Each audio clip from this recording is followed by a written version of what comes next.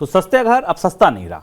क्यों नहीं रहा? क्योंकि बीते 2 साल के दौरान सस्ते घर की ईएमआई करीब 20% बढ़ चुकी है। एनरॉक की एक रिपोर्ट आई। रिपोर्ट में ये जानकारी मिली, 2021 तक देश में अफोर्डेबल घरों की औसत ईएमआई जो हुआ करती थी वो 22,700 रुपए हुआ करती थी, जो अब बढ़कर 27,300 रुपए हो गई है। सर, क्या यही वजह है कि सस्ते घरों की जो इन्वेंट्री भी आती थी, अफोर्डेबल हाउस की इन्वेंट्री भी आती थी, वो अब नहीं आ रही है? भारत में अफोर्डेबल हाउसिंग के सस्ते घरों के मकान में बड़ा उलटफेर हुआ है पिछले 1 साल के भीतर और इसके पीछे 2 बड़ी वजह हैं। पहली वजह ये कि मकानों की कीमतें बढ़ी और दूसरी वजह कि मकानों के लिए कर्ज की लागत बढ़ी।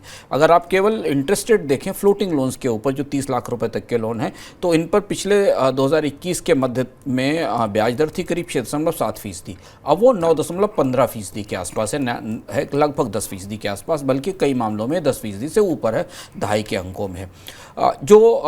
जो मझोले आकार के, छोटे आकार के मकान हैं जो 35 से 50 लाख की रेंज में आते हैं, उनमें ये कर्ज की लागत सबसे महत्वपूर्ण है और इस कर्ज की लागत बढ़ने के कारण ज़्यादातर लोगों की पहुंच से मकान बाहर हो गए।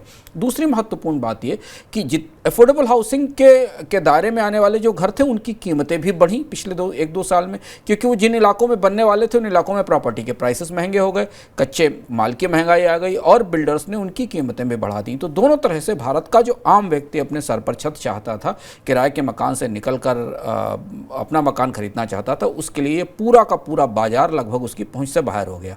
उद्योग ने तत्काल इस परिस्थिति को समझा।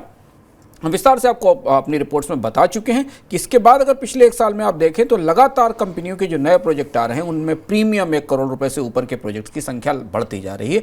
अफोर्डेबल हाउसिंग की या सस्ते मकानों के लॉन्च अब सीमित और कम होते जा रहे हैं हर जगह से नए प्रोजेक्ट्स में जो दिखाई दे रहा है। और इसकी वही वजह कि बाजार में अब आम लोग या जो मध्य वर्ग, निम्न मध्यम वर्ग है, उसके लायक ना तो मकान बचा है और ना कर्ज उसकी पहुंच में है, जिस कर्ज से वो मकान खरीद सके।